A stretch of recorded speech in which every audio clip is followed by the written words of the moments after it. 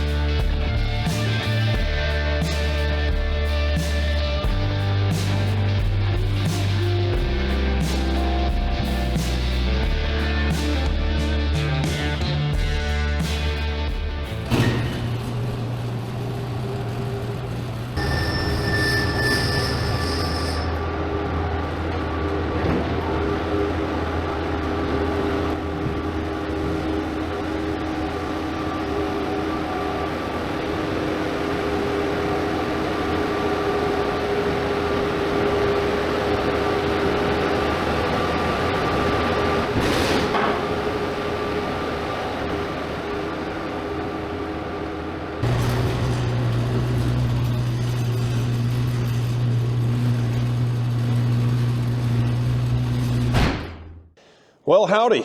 Welcome back to Diesel Creek. My name's Matt. As you may be able to tell, there's been a bit of an incident here, and our poor little red tag trailer is missing something crucial. Now, aside from fixing the obvious here, we have a few other little odds and ends to touch up on the trailer, get it back into primo hauling condition. And knowing how these things go down, we're bound to find something else along the way. So stay tuned. Let's get this trailer fixed back up. So first things first, I guess. We'll get the trailer up in the air and shed a little light on the situation.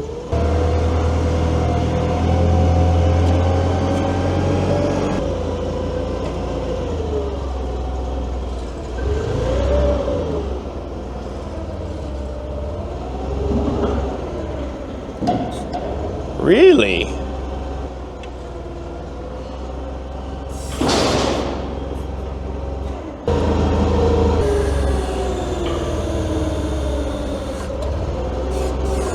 Because they're so tall, there's not much better for lifting up trailers than a forklift, but for keeping them up there, I got these sweet new jack stands from AC Hydraulic. They just got this big Acme thread on here. This stand alone is rated for 26,400 pounds.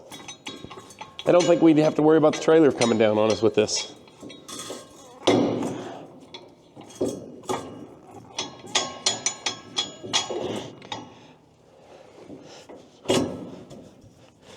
If you guys are interested in these AC jack stands, I'll try to leave a link down in the description. But with the trailer securely held up, I can go ahead and start backing off this chain binder. And what we did here was run it from the other side of the trailer down underneath the axle and use the binder to lift the axle up and off of the ground essentially so that we could continue driving the trailer. And I actually drove this trailer all the way to my destination, which we were close when we had that failure, but to my destination and then all the way home again on 3 wheels. But with the adjustability of the chain and the binder, I was able to keep the axle pretty level, and we didn't have any weight on the trailer really. That bucket was all I ended up hauling. The skid steer that was on there ended up going home with Buddy Sam from Scrappy Industries. So I guess all is well that ends well. We could have really set the tires on fire, which would have in turn probably set the trailer on fire. And if we didn't get it off in time, I had that Takeuchi TL12 on the trailer at the time. Could have lost the whole kit and caboodle. Okay, so as you can see, things are a little black, wires are a little burned. Things were definitely on fire for quite a while. But what I really need to clean up and inspect is this axle. I want to make sure the axle stub shaft has not been damaged at all, because if it is, this could turn into a much bigger project, but I don't initially see anything. Like I said, I got to clean it all up, but I already know for sure at this point that I want to replace the whole brake assembly here. It's like a backing plate that bolts onto the axle. I want to take all that off, replace it, and it's a shame because I just did this a year and a half ago maybe, but the trailer really hasn't seen a whole lot of miles since then, so these were pretty much new in my opinion. The other ones, if you can see looking across the way there, they still have paint on them and stickers and stuff. They were essentially very low use, low mile since that all happened, but oh well. Like I said, we could have been much worse here. We could have lost the whole trailer. Oh, yeah. So it looks like this bearing took the brunt of everything. What happened, I think, and I don't know if I still have the pieces or if they got left on the side of the road by accident. When we disassembled this thing, I noticed that the main nut and the jam nut, what hold the preload on the bearings for the hub, had backed off. And I think on a quick inspection there on the side of the road, I noticed that the washer that engages the first nut to the axle and then the jam nut to the second nut, there's a tab that engages in this axle here. I think that tab was sheared off. Now, if that's the case, that would explain why everything loosened up. And when it loosened up, it got to the point where, you know, the bearing race was only riding on the inner part of the bearing here, which caused a lot of heat and friction, thus leading to the fire. Good news is I'm not seeing any real damage to this axle. That's great. If the axle didn't get dinged up, this is not a terrible fix.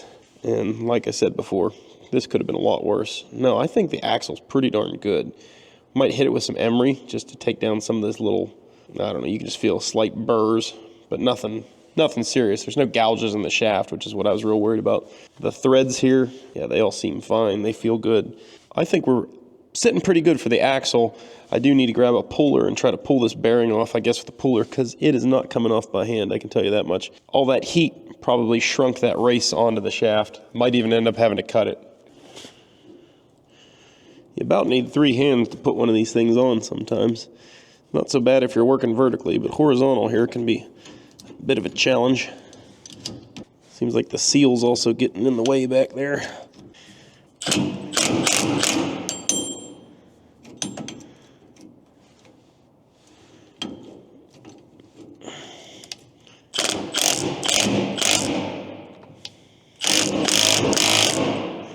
Yeah, I saw that coming. We just pulled the cage off, and all the little rollers are going to fall out. At least what's left of the rollers. They are pretty well foobar. Yeah, those aren't supposed to be shaped like that. What a greasy disaster.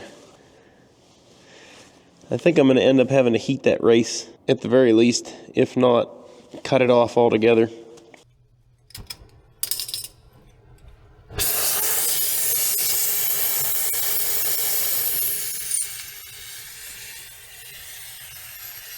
All right, we set our torch to a carburizing flame, I believe is the term for that. And it's basically just a flame that's not really meant to cut metal, just heat it.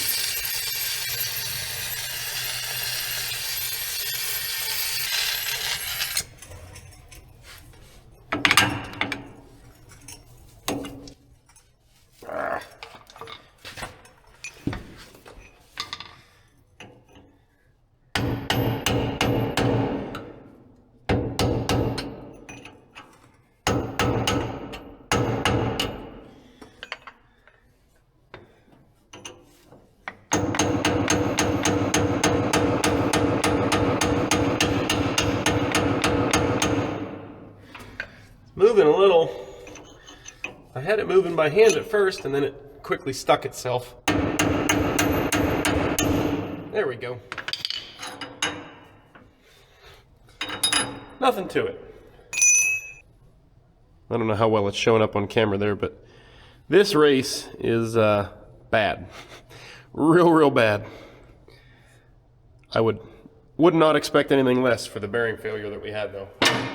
The best news, though, that I have is that our shaft looks great. The way they machine this shaft here is you have your seal fit out here. This is what surface your seal actually seals against. Then in here, of course, is your outer bearing race or inner bearing race, depending on how you're looking at it, I guess. This is just kind of dead space in here. And then you have your inner bearing race right here.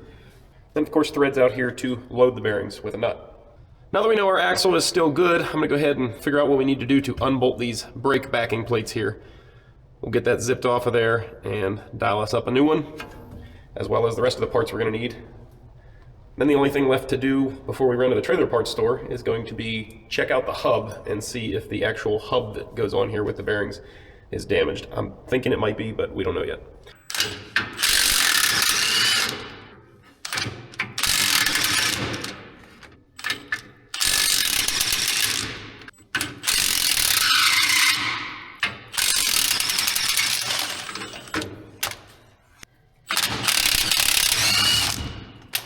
All right. Yeah, buddy.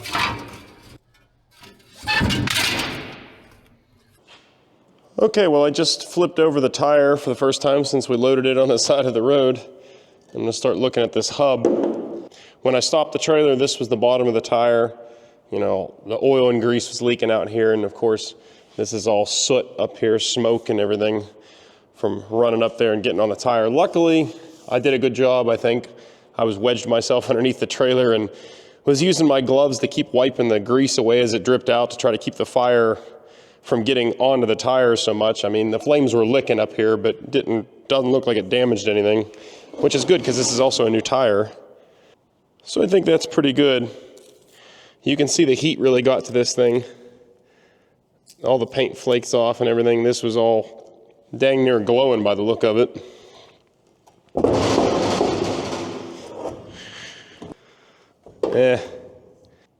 It doesn't look bad. Upon further inspection of my hub here, she is pooched.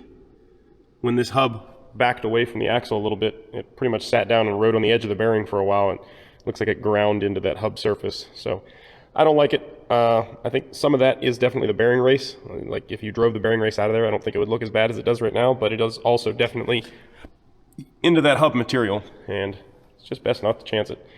I'm also worried about the heat that was into this drum. You can see, like I said, it just cooked all the paint off. It was real hot. There's no hiding that. And you could maybe save it, but there's a chance it's out around or something, and it's just not worth it. And I was looking at my components here as far as the bearing nuts and keepers and stuff, and it looks like my roadside analysis was right. So the washer here is supposed to have a little tab that engages down here onto this axle, and it kind of does, but it also kind of doesn't. If that doesn't line up perfectly against one of the threads, it will actually back off, which is, I believe, what happened and caused our issue here. So we're going to go up to the trailer parts store. We're just going to get a whole new hub and drum assembly. We're going to get a new one of those for sure, but all these little parts like our nuts and stuff, those seem to be okay. So yeah, let's go for a little ride and come back with some parts. I've got our axle nuts here, and these, you know, obviously are a clamping surface. Sometimes they get beat up in some burrs, and basically they're not perfectly flat anymore, which can help them work loose. So I brought them over here to the belt sander. We're just going to hit them on the nice true face of the belt sander to knock off any burrs and make them smooth as possible again so that they seat well with each other.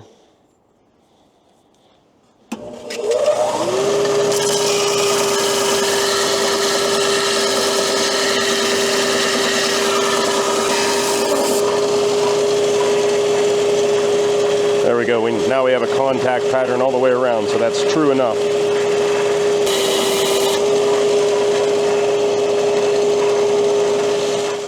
I guess I've never really talked about it before, but one of the jobs I used to do, I worked in a machine shop and would disassemble and, you know, evaluate things that came in broken and send them off to get repaired in various different departments of the machine shop, and then reassemble everything when it would come back together. So that's where some of my, I guess, on-the-job training comes from, because I still definitely was not formally trained in that, but did it for a few years.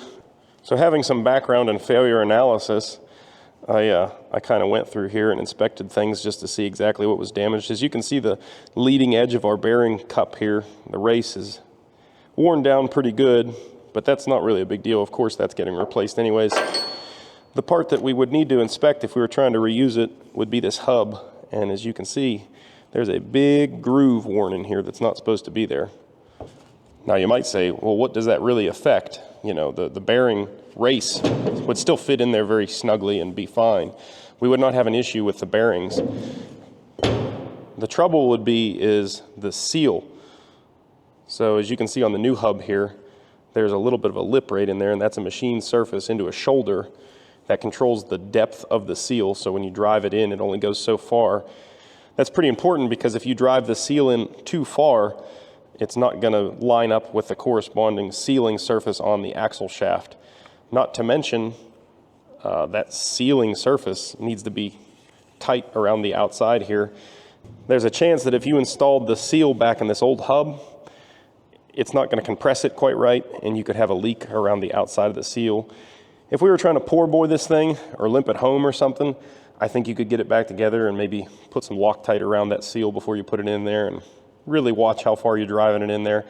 And it would probably be okay for a while, but I'm not confident that it would last forever. So hence the new hub here, and we don't have to worry about those things. So here's our new hub and our new brake drum. So as you guys saw, we're just putting this back together the reverse of how we took it apart. It'll sit down in there just like so, and there's a shoulder that keeps it perfectly centered, and then the bolts draw it together and it's tight. You got to look at your surface prep before you bolt something like this together though. It's critical that this doesn't come back loose, and if you have any kind of painted surface or a burr on any of these surfaces that go face to face like that, you can definitely have an issue where something doesn't get tight all the way or comes loose in the future, just like the way they painted this drum here. So before you mount these together, you should actually get that paint off of these surfaces, because that paint will eventually wear out of there and these will not be tight any longer after that paint's all gone. And it might be really tempting to take like a grinder or something to that paint just to knock it off there real quick, but the trouble is these are like machined precision surfaces, so if you get a little too handsy with the grinder, you can easily distort that surface and screw it up permanently. A good safe way to do it is like a scour pad on either a die grinder or a drill or something like this. Only taking the paint, not any of the material. I'll give them credit, this paint is a little more on there than it usually is. Carbide scraper might actually work for that too. Yeah, there you go. Carbide scraper is working pretty good. Don't be afraid to think outside the box. Every job's a little different.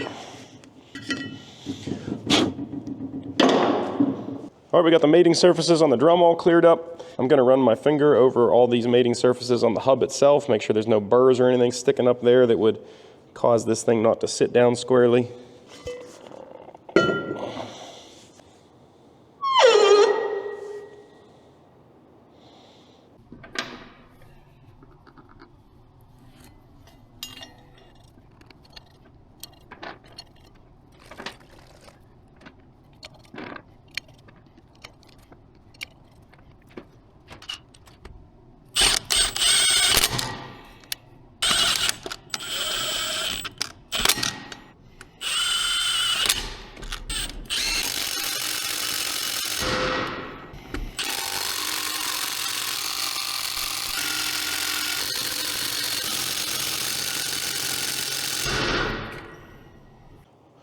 Well, now with our brake hub mounted,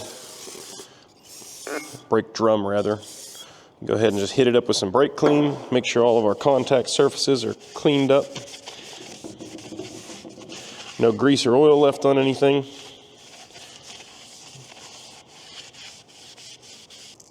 So you can see with our kit here, we got new inner bearing, new outer bearing. Of course, two very different sizes here. But you got to put this bearing in the backside before you install your seal. Ask me how I know. Not my first rodeo. Try to start your seal in there nice and square. And I like to use a wooden drift for these kind of rubbery seals. Drive that thing in until it hits the shoulder, sitting flush all the way around here. Okay, hub is back together, and we could mount it, but we don't got any brakes yet. So there's our fire scorched brake assembly. Here's a nice shiny new one. I think we should put this one on.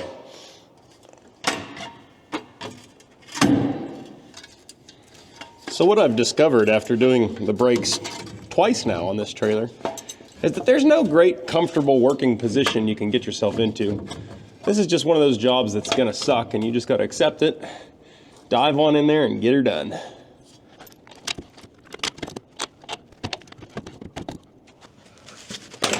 God dang it.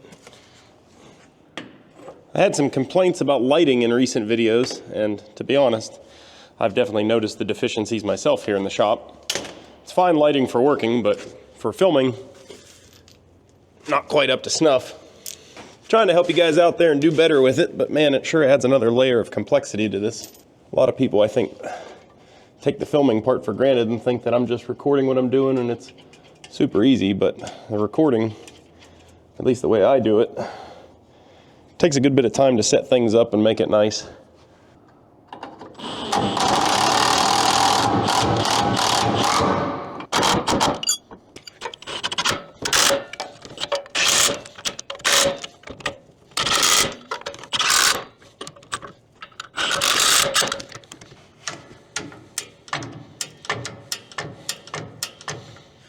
All right, brakes are mounted. Just need to connect our electrical connectors here, and we will be good to go.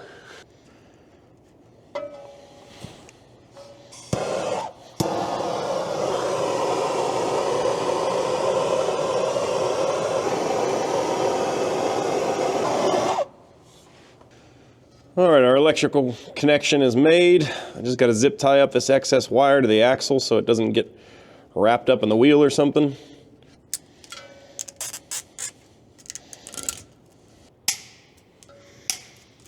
Well, we're just about ready to put our hub assembly back on. One thing we want to do before we do that, though, is put a little bit of pre-lube on the shaft where the seal's going to ride and on the seal itself. You never want to install a rubber seal like this dry because you could just end up tearing up the seal itself. Just put a little bit on your finger. Be careful not to spill it on the drum. Don't want that getting on your brakes, that's for sure. And if a little bit of it runs down into your bearing, sure wouldn't hurt either, but not really essential to pre-lube the bearings because you're gonna end up filling up the whole hub with oil anyhow. The next step in this process is probably the most critical. It's getting this thing back up onto that spindle without getting a hernia. Easier said than done. There is some gravity working against us here. If it was any bigger, you'd work out how to use a floor jack to do it. But it's like right at that size where it's not worth doing that. There we go. There we go. That actually went better than I expected. Making sure we don't have any debris on our races there.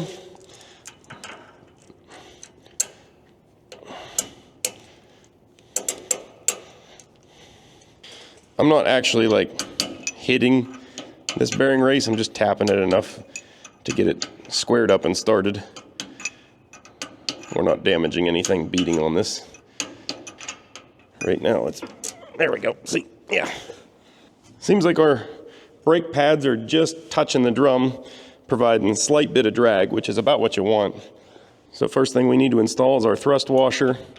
And you can see, like I had talked about earlier in the video, the tang there engages with the keyway on the shaft. That pushes against the bearing. Then we'll put an axle nut. This is the one that will actually determine the preload on the wheel bearings themselves. It's nice when you have the right size socket, but you don't actually have to. A lot of times you can get by with doing this with a punch and a hammer. So I like to tighten those all the way up as much as I can by hand. You'll get people telling you different things about how to set the preload on the bearing here. So I tighten it all the way by hand. I spin it a few times, see if I can get anything more out of it. I really couldn't. So now that that's snugged up all the way, we want to take it, I back them off a quarter turn. So you'll take this 12 o'clock position and bring it over here to like the 9 o'clock position. Now we'll install this washer. This is the one that failed us here. So there's the old one. You can see our little tab up there was broken off. That was the smoking gun that caused all these aggravations. So we got a new one. It's got a nice fancy tab on there. Install that like so. Last but not least, run your jam nut up against that lock washer. Before you go ham and tighten this one down a lot, you bend over your corresponding tab that lines up nicely with a flat on that first nut. So what that did was lock down our inner nut there. Now that nut, yeah, it's got a little bit of wiggle back and forth. That's not a big deal. It can't go anywhere, and that's the major thing. Now we can actually tighten up this outer nut pretty good with the socket. Now with the jam nut is when you want to actually put a bar on here and get that sucker cranked down. I was just on the phone with my buddy Gino confirming this is how he does it, and he does it a little bit different. He puts drag on the bearing, which I've also done that as well. I've never had an issue either way, but there's definitely more than one way to skin a cat, as they say. So there you go. Your jam nut is now tightened down, and the last thing you'll do, take a little bar, bend the corresponding tab of that washer back down to hit that jam nut.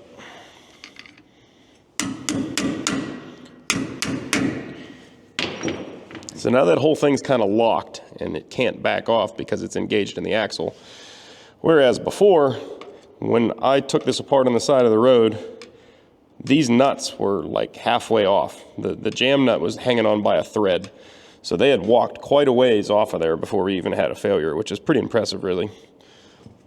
Last thing I'm going to do, install our oil cap.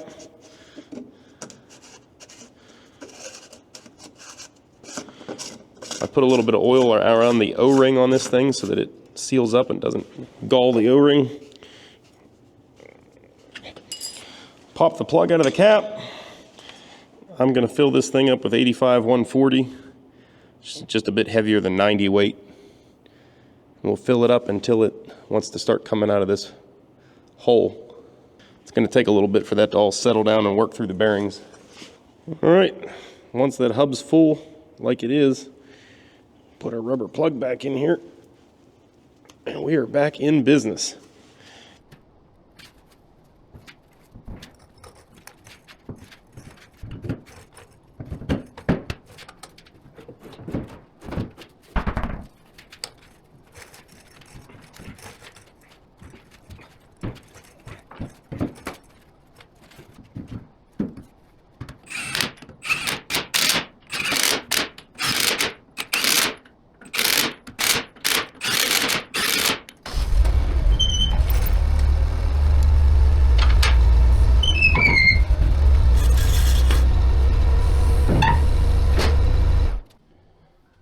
Well, the wheel's back on and all in one piece. Should be good to go, but there's a few other rat-killing missions I want to do here.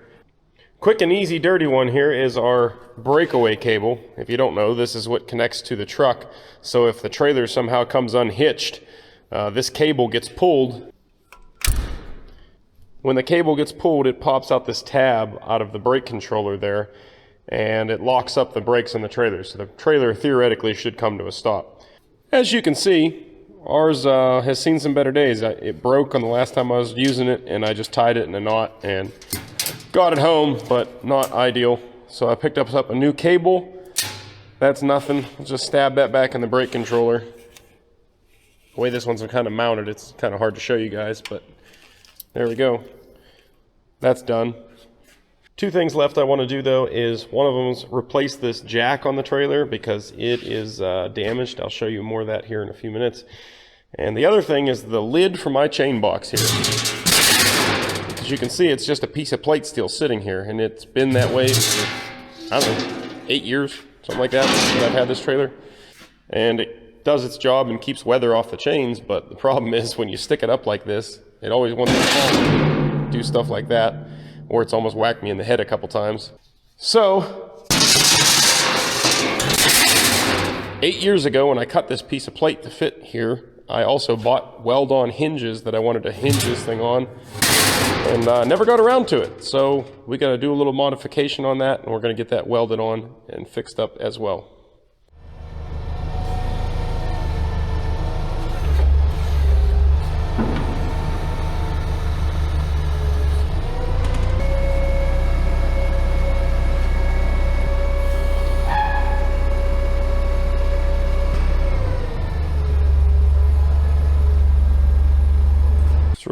I threw that monster jack stand back underneath the tongue of the trailer here now, so we got the weight off of our actual trailer jack. I think it's just those 4 bolts down in there. We'll zap those off there and the whole assembly should come right out of there. Okay, so the jack that's on the trailer actually does work fine.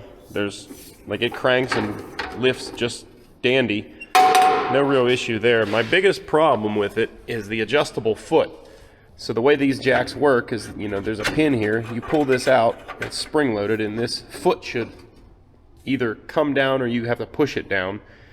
And there's, 4 holes on it maybe, and you can adjust it to different heights. That way you don't have to waste all the stroke of your jack, trying to make up for a large gap between the trailer and the ground. So instead of carrying a big block of wood or something like that, it's really easy. You can just push the foot down, lock it into place, get you close to the ground, and then you don't have to jack it nearly as far.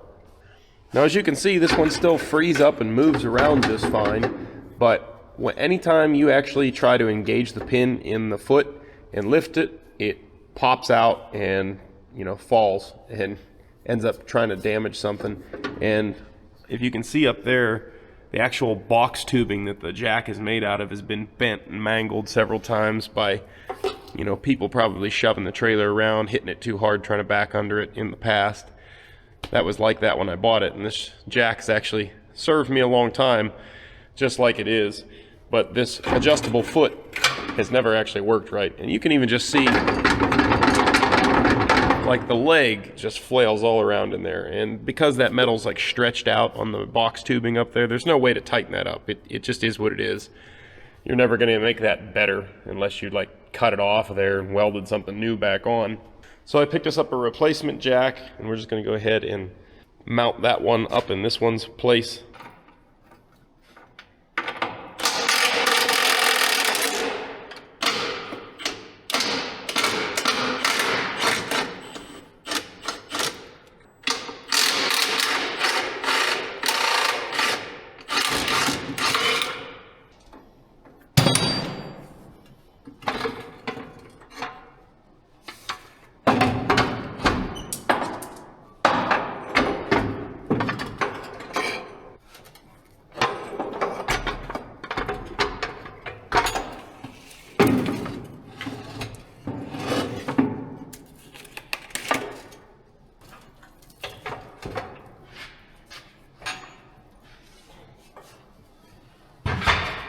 Well, my initial thought here was I was going to cut off this old mounting plate from the old jack and then just weld it onto the new jack. Well, after looking a little closer here, I think that that's kind of a wasted effort. You can see this mounting plate has been bent and broken, and basically what that means is the jack was partially ripped off. They just bent it back and re-welded the plate, which is fine, I guess, but the plate is already compromised, and they've welded all the way around the plate, which is overkill, and added just hunks of random steel in there to try to get more bite on the jack. Basically, by the time you're done hacking that plate off of there, you wind up with a bent and mangled piece of 1/4-inch plate. I don't really think is worth all that effort. So I went digging around out back, and I found a piece of angle iron here that I think is going to work just fine. So rather than mounting a big square piece of 1/4-inch plate, we're going to just cut 2 pieces of angle iron here. We'll weld those, one on each side of the jack, and that'll give us a nice big purchase area of weld on the jack tube and still plenty of surface mount to clamp down onto the trailer.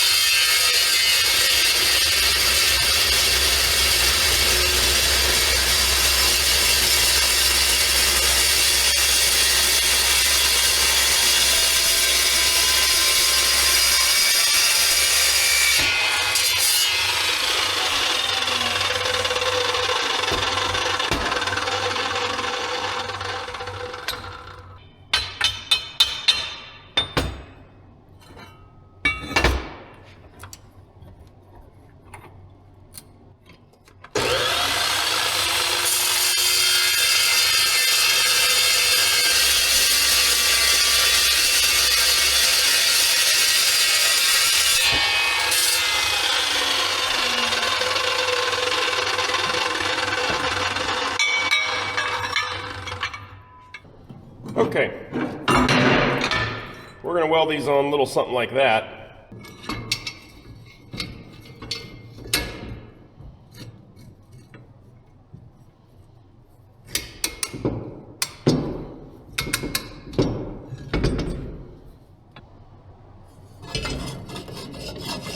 Seems pretty good.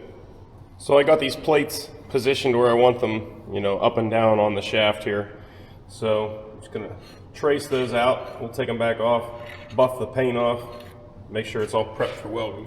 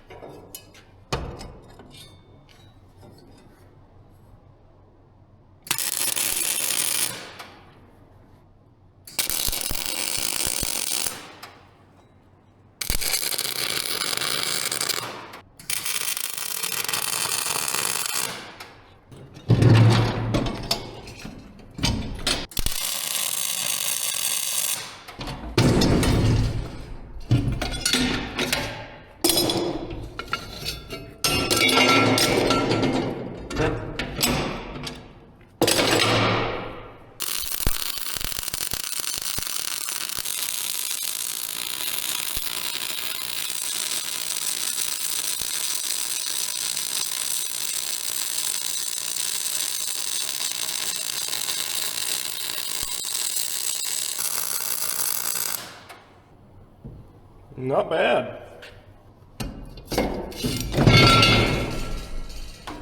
I'll put my name on that one. That one looks good.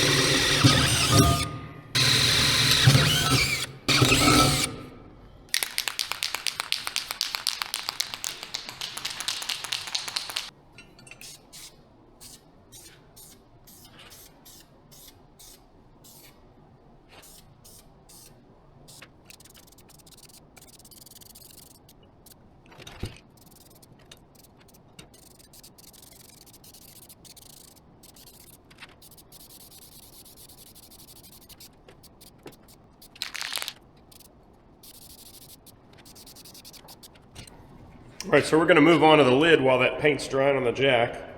So the lid is the right size for the chain box, but the problem is I can't have the hinges all the way at the end of the plate here because then it stands up 90 degrees and it won't stay open. So I'm gonna cut off 2.5 inches of this, weld that 2.5 inch piece onto the frame, and then we'll hinge there after that piece.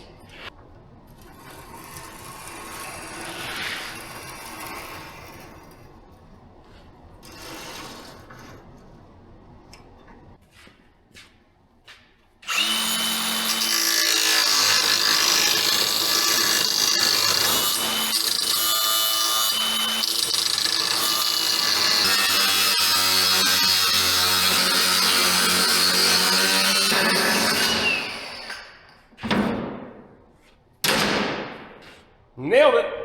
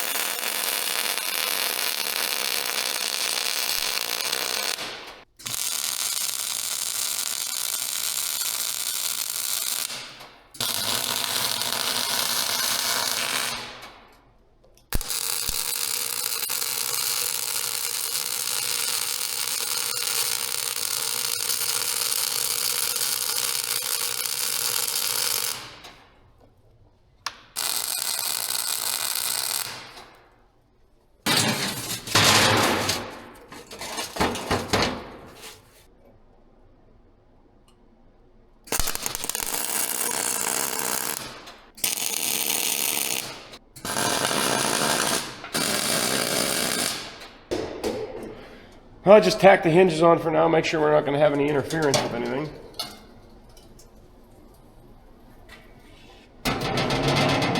Yeah, looks like it works out pretty good to me.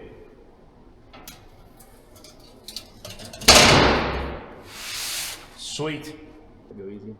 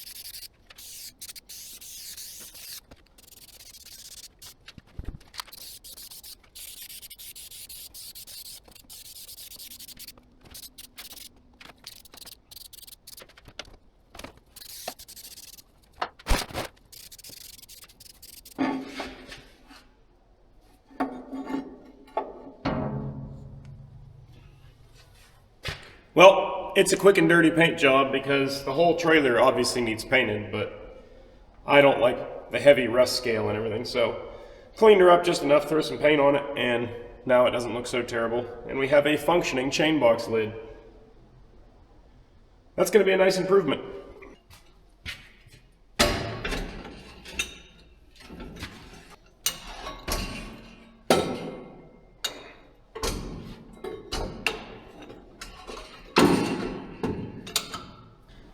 This thing is not light.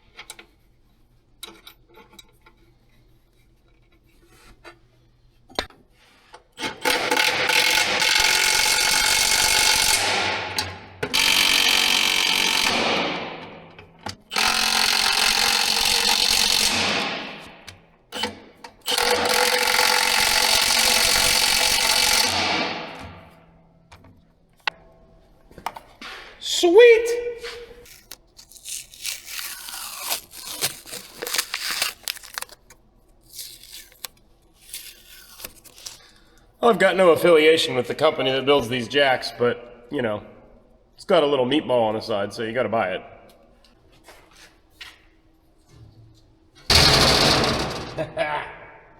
Man, after owning this trailer for like, it's gotta be 8 or 10 years, finally having a chain box lid with hinges.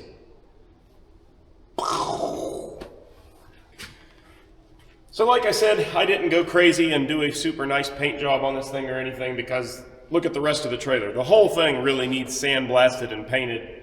It's just not the time for that. Ultimately though, this is a really nice trailer for my 450 to pull. It also works behind my dump truck, and I could use it behind like the auto car if I put a pintle hitch on it or the Mack or whatever. No real reason I would ever do that, because I can max out the trailer and still be able to pull it with my pickup truck. So that's why it works really good. It's got electric brakes, but it's still quite capable. I can legally payload about 18,000 pounds in this trailer and still pull it with my pickup truck and be completely legal. So it's kind of in the sweet spot for a bumper pull trailer and the pickup. So now that the jack is mounted, I can actually finally demonstrate how this thing works for you, if you don't already know. Just like that. And it's spring loaded, so all you gotta do is pull the pin again and it just goes right back up. But bam, she's locked in. Now I could crank the jack all the way down. I could theoretically use it to get it off of that jack stand, but what probably happened, there's probably not enough travel in the jack, so by the time I'd get it down far enough to lift it up off of that, I'd let it all the way back down, and it would still be sitting too high to hook to my truck. So watch your fingers.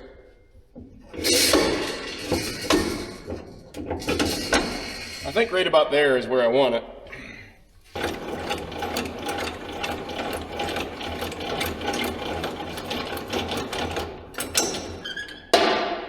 Oh no.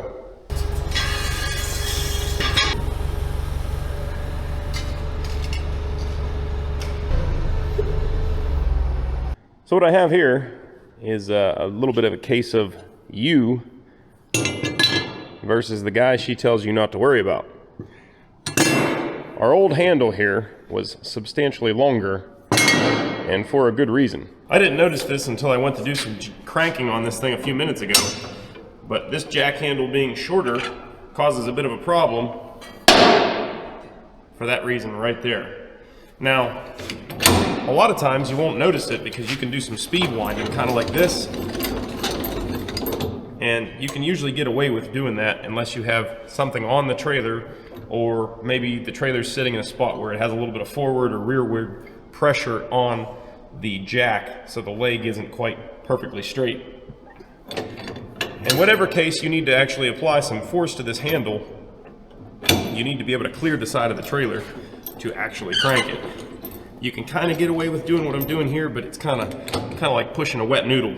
So I'm gonna have to switch out and put that old original jack handle on here, because this section is a good bit longer, which puts us out past the edge of the trailer here.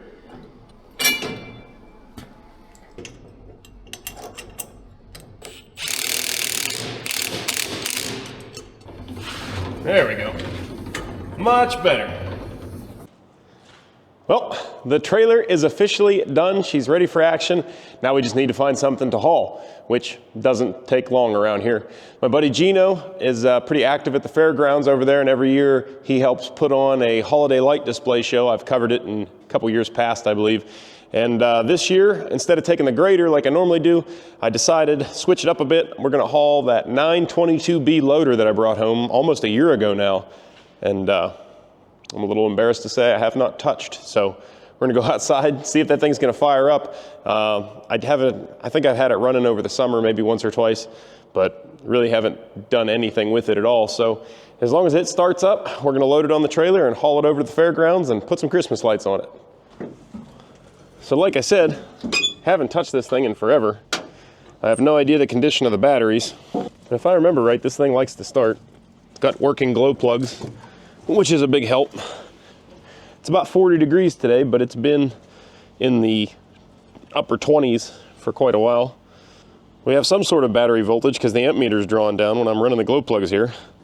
But do we have enough to crank it? That's going to be the real question. All right, here we go. Can I get a contact?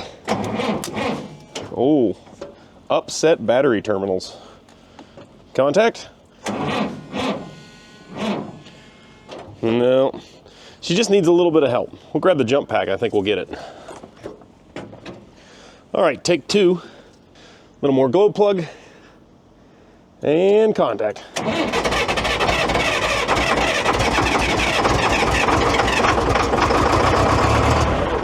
Oh yeah!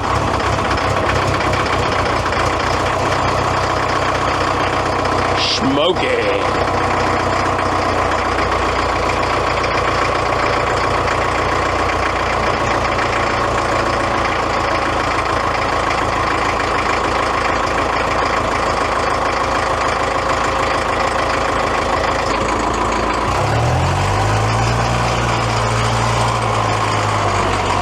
There we go.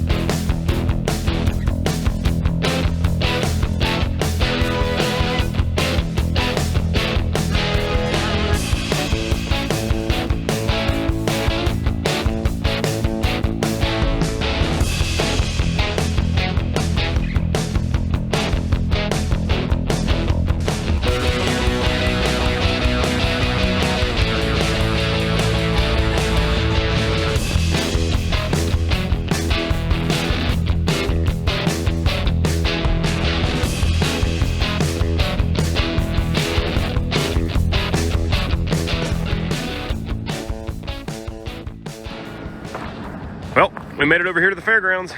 Trailer performed admirably. I didn't feel my hub yet. Make sure it's not warm or anything. Oh yeah, barely even warm to the touch. Perfect. Get this thing unloaded and throw some lights on it.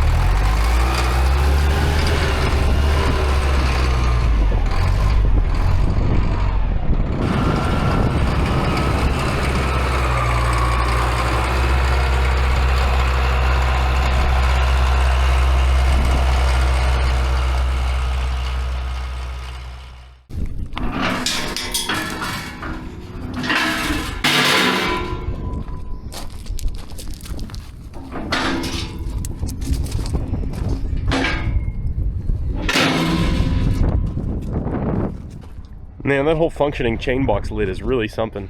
I don't know why I didn't do that years and years ago.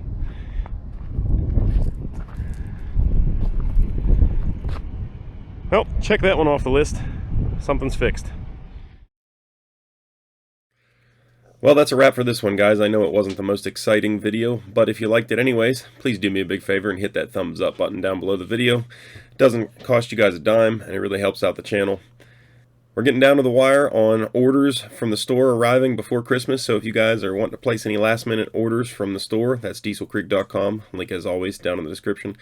You guys better get those orders in ASAP, otherwise they're not going to be there for the big day. We appreciate all the support. We've had a ton of orders lately coming into the holidays here, and the merch team's been doing the best they can to get them shipped out as soon as they come in.